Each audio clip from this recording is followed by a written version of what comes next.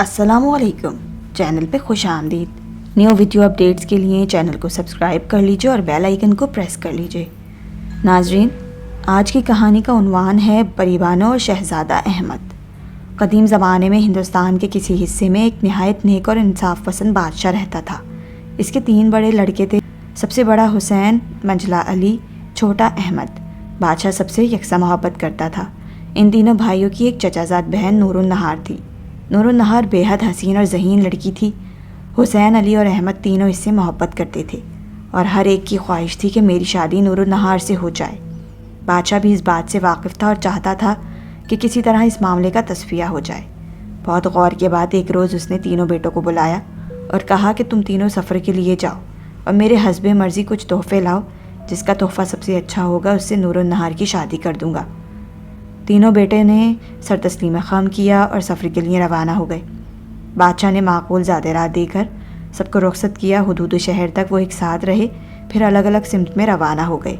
بڑے شہزادے حسین کو بشکڑ دیکھنے کا بڑا شوق تھا، چنانچہ وہ اسی سمت روانہ ہو گیا اور بہت دشوار گزار راستوں کو طے کرتا ہوا وہ جہاں پہنچا۔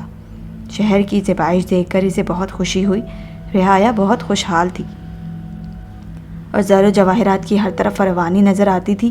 ایک روز حسین بازار میں ایک دکان پر بیٹھا ہوا تھا کہ ایک دلال غالیچہ لے کر آیا اور ایک دکاندار کو دکھا کر کہنے لگا کہ اگر پسند ہو تو یہ غالیچہ 40,000 اشرفی میں ملتا ہے۔ حسین نے بڑے تعجب سے اسے دیکھا اور کہنے لگا، اس میں کیا خاص کرامات ہیں جو اتنی قیمت مانگتے ہو؟ دلال نے کہا، یہ عجیب چیز ہے، اس پر بیٹھ کر جہاں کا حکم دیجئے فوراً اسی جگہ پہنچا دے گا۔ شہزادہ اس کی یہ وصف سن کر بہت خوش ہوا اور دل میں سوچنے لگا والد کے لیے اس سے بہتر کون سا تحفہ ہوگا۔ چنانچہ اس نے امتحان کے بعد 40,000 اشرفی میں یہ غالیچہ خرید لیا اور یہ سوچ کر کہ میں اس کی مدد سے ذرا سی دیر میں وطن پہنچ سکتا ہوں، شہر کی تفریح کے لیے مزید قیام کا ارادہ کر لیا۔ تینوں بھائی یہ فیصلہ کر چکے تھے کہ 1 سال کی مدت ختم ہونے پر شہر سے باہر ایک جگہ ملیں گے اور ایک ساتھ والد کے پاس جائیں گے۔ حسین مطمئن و مسرور سیر و تفریح میں مشغول رہا۔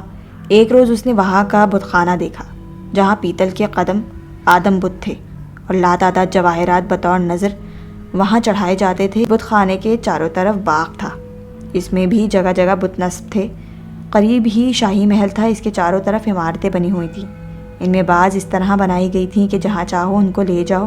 محل کے دروازوں پر نہایت ہی عمدہ ہاتھی بنا دیے گئے تھے۔ غرض ایسے محلات تھے کہ حسین ان کو دیکھ کر حیران ہوا اور مسرور بھی۔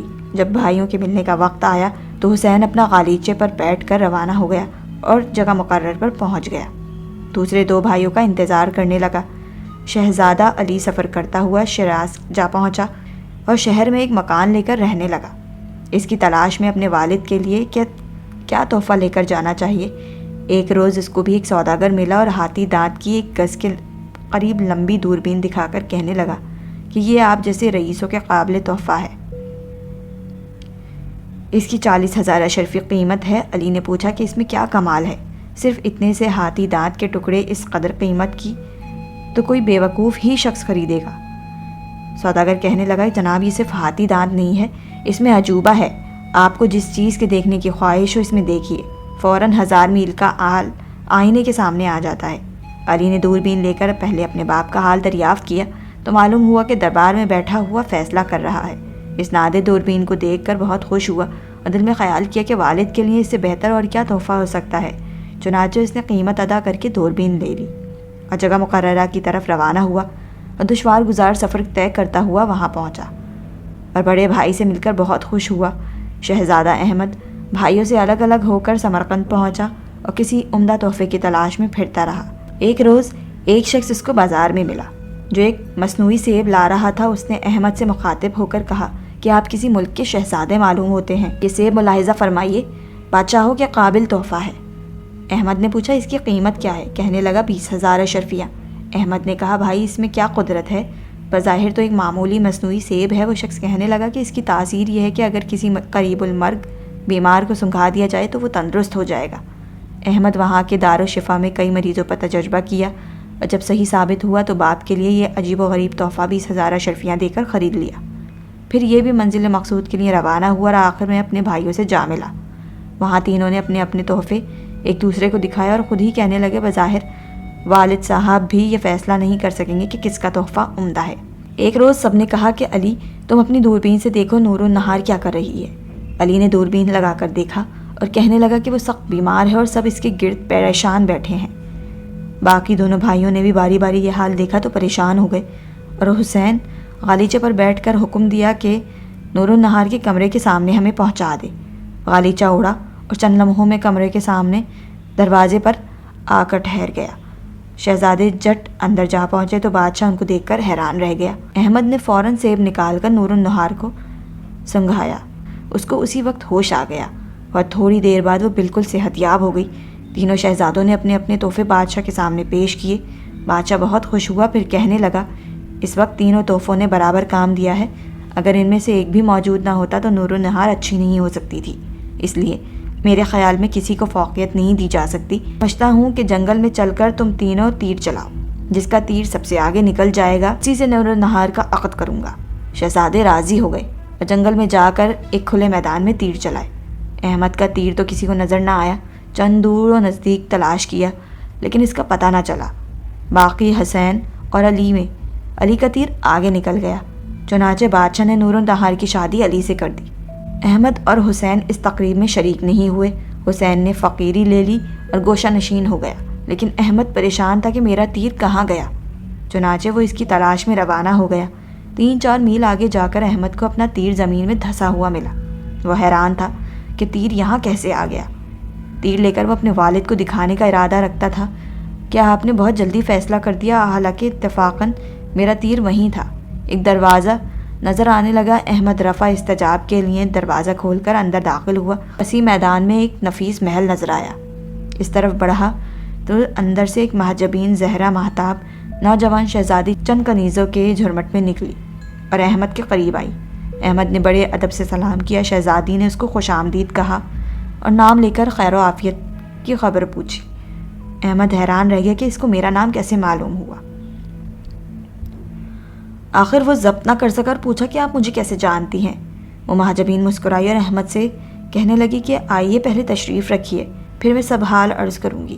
احمد اس کے ساتھ 12 دری میں آیا، جہاں اس کو نفیس مسند پر بٹھایا اور نوجوان شہزادی بھی قریب ہی بیٹھ گئی۔ احمد نے کہا 12 دری میں ایسے لاجواب جواہرات لگے ہیں کہ ہفت اقلیم کی دولت ان کے آگے مانند ہے۔ اس کے بعد وہ شہزادی بولی کہ میں پریوں کی نسل سے ہوں، میرا نام پری بانو ہے، میں مدت سے آپ کو جانتی ہوں۔ مجھے یہ بھی معلوم ہے کہ آپ تینوں بھائی نور النہار سے شادی کے خواہش مند ہیں۔ میں نے ہی آپ کے والد کو یہ طریقہ بتایا ہے۔ شہزادوں سے تحفے منگائیے اور پھر خود ہی حسین کو بشگڑھ میں غالیچہ دیا، علی کو شیراز میں دوربین اور تمہیں سمرقند میں سیب۔ اس طرح فیصلہ نہ ہو سکا تو میں نے ہی تمہارے والد کو ترکیب سجھائی، لیکن مجھے معلوم تھا کہ تمہارا تیر سب سے آگے جائے گا، اس لیے میں نے اس کو ہوا میں روک لیا، یہاں لا کر گاڑ دیا۔ دراصل یہاں آپ کو تکلیف دینے کی خطاوار میں ہی ہوں، اب آپ کو اختیار ہے، جو چاہے سزا دیجیے۔ احمد پری بانو کو دیکھ کر اس پر عاشق ہو چکا تھا، کہنے لگا یہ میری خوش قسمتی ہے کہ قدرت نے نور النہار سے زیادہ حسین شہزادی سے ملاقات کروا دی، میں آپ کا بے دام غلام ہوں۔ پری بانو مسکرا کر کہنے لگی مجھے تو مزید کچھ کہنا سننا ہی نہیں، سارے واقعات سن کر آپ نے اندازہ کر لیا ہوگا، میں مدت سے آپ کی طلبگار کنیز ہوں۔ احمد نے محبت سے پری بانو کے ہاتھ کو بوسہ دیا، آپس میں قول و اقرار ہو گئے۔ پھر احمد کہنے لگا یہ تو فرمائیے ہمارا آپ کا میل کیوں کر ہوگا، آپ کے والد ہمارا عقد کرنے کو کس طرح تیار ہوں گے؟ پری بانو نے کہا اس معاملے میں والد نے مجھے اختیار دے رکھا ہے، آپ فکر مند نہ ہوں۔ اس کے بعد دونوں کا نکاح ہو گیا۔ تمام دن احمد پریوں کا ناچ دیکھتا رہا۔ صبح کو یہ رقص سرور ہوتی رہی، غرض دونوں میاں بیوی آرام سے زندگی بسر کرنے لگے۔ اس طرح 1 مہینہ گزر گیا تو ایک روز احمد نے پری بانو سے کہا کہ میں آپ کے والدین سے ملنا چاہتا ہوں۔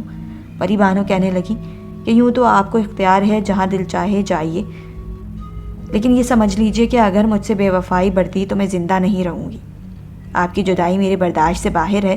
احمد نے بہت قسمیں کھا کر اطمینان دلایا، صرف مل کر چلا آؤں گا۔ پری بانو نے بادل نخواستہ اجازت دے دی اور ایک نہایت نفیس گھوڑا جس کا ساز لاکھوں روپے تھا سواری کے لیے حاضر کیا۔ احمد اس پر سوار ہو کر باپ سے ملنے کے لیے چلا گیا۔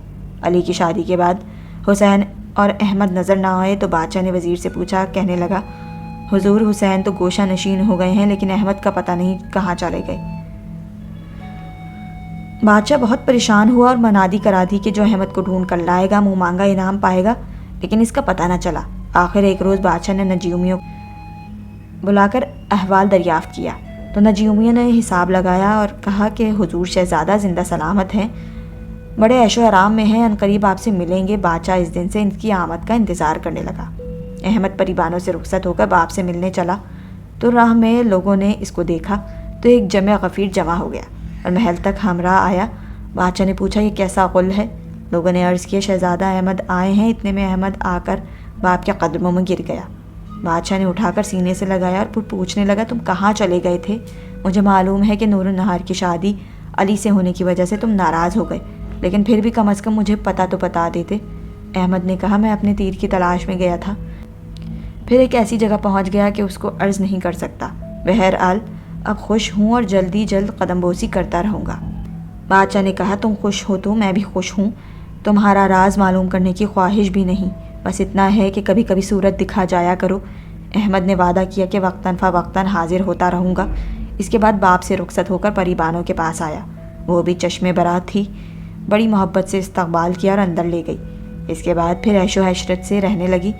پری بانو کو روز بروز احمد سے زیادہ عشق و محبت ہو رہی تھی۔ وہ ایک لمحہ بھی اسے نظروں سے اوجھل نہیں کرنا چاہتی تھی، لیکن یہ اجازت دے دیتی تھی ہر مہینے 3-4 روز کے لیے والد سے ملنے چلے جایا کرو۔ غرض دونوں بڑے پیار سے رہتے تھے۔ احمد ہر مہینے ماں باپ سے ملنے جایا کرتا تھا، ہر بار اس کی شان و شوکت پہلے سے زیادہ ہوتی تھی۔ بادشاہ کے وزیروں میں ایک وزیر احمد کی شان دے کر حسد کرنے لگا۔